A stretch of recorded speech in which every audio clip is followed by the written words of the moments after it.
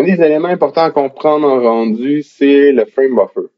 Donc, c'est un élément un peu abstrait, mais ce qui est important de comprendre, c'est que Mentory, quand il fait ses calculs pour faire vos rendus, il va donc faire le calcul avec des couleurs 32 bits.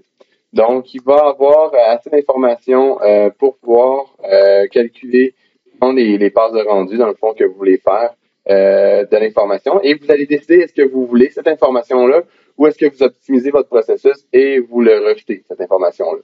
Donc, une des choses qui est intéressante à voir, c'est exemple, je vais prendre une passe de motion vector. En fait, je pourrais juste en créer une nouvelle pour le cas ici de des motion vector. Donc, le nom de la passe va être MV2D toxique. Et vous voyez que par défaut, la passe est créée donc avec 3 canaux et qu'il y a 32 bits donc pour le frame buffer, donc le type de frame buffer que l'on a dans cette passe-là. C'est là qu'il y a quelque chose d'important à comprendre là-dedans. Si j'ai un frame buffer type ici qui est de 32 bits avec 3 canaux. Je dois absolument m'arranger pour que cette information-là ne sera pas écrasée par Maya dans un entonnoir. Donc, il y a 2 éléments d'entonnoir que vous avez au rendu. Il y a l'élément du frame buffer comme tel, donc la quantité de mémoire que vous allez allouer à Maya pour pouvoir faire, dans le fond, le frame buffer comme tel. Et dans le fond, si on regarde ce que l'on a présentement, on a 3 canaux qui sont en 32 bits. Donc, ce que je vais pouvoir allouer, c'est 3 fois 32. De cette façon-là, le rendu va pouvoir être fait et on ne perdra pas d'informations comme tel.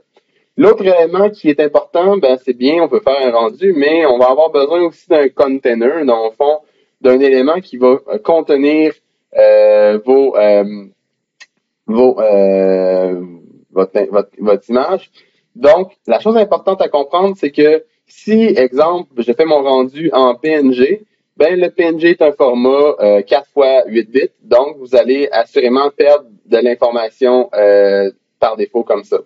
Donc, ce que je vous conseille d'utiliser comme format, en fait, vous avez le format HDR que vous avez utilisé pour faire vos HDR, justement. Et vous avez le format qui a été créé par ILM, le OpenEXR, qui est un format essentiel, dans le fond, en compositing, parce qu'il nous permet de mettre presque n'importe quoi dans une image. Et pour ce qui est donc du frame buffer, il va être capable de supporter le 32 bits comme tel. Donc, ce qui est important de se rappeler, c'est que vous avez, dans le fond, comment qu'on ferait pour choisir notre frame buffer type quand on va le faire, c'est que vous allez faire vos passes de rendu. Si, exemple, je vais juste faire un exemple un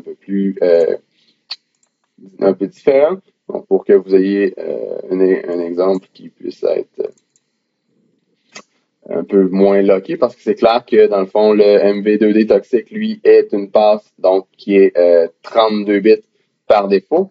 Donc, on a ici une passe qui est une diffuse, donc une passe d'un matériel, dans une partie d'un matériel, un fragment de matériel, donc un segment du frame buffer. Et dans le fond, ce qu'on va avoir à choisir, c'est est-ce qu'on a un alpha? 2, quel genre de rendu on va avoir? Donc, ce que je vous dirais, c'est que vous avez la possibilité, en fait, de faire en 16 bits float. Généralement, ça va peut-être faire des images beaucoup plus pesantes, en fait, 4 fois plus pesantes que une image traditionnellement faite en TGO, un truc comme ça. Mais en compositing, ça va vous permettre, dans le fond, d'avoir plus de latitude. Donc, en fait, vous ferez le choix, vous ferez des expérimentations, vous verrez. Donc, la chose qui est importante, c'est que on met ici dans la passe de rendu le frame buffer, le type de frame buffer qu'on veut avoir. Après ça, dans le fond, ce qui va être important, c'est de s'assurer qu'on a la possibilité, dans le fond, d'avoir ça donc pour les passes, donc pour la scène globalement, et que votre format le supporte comme tel.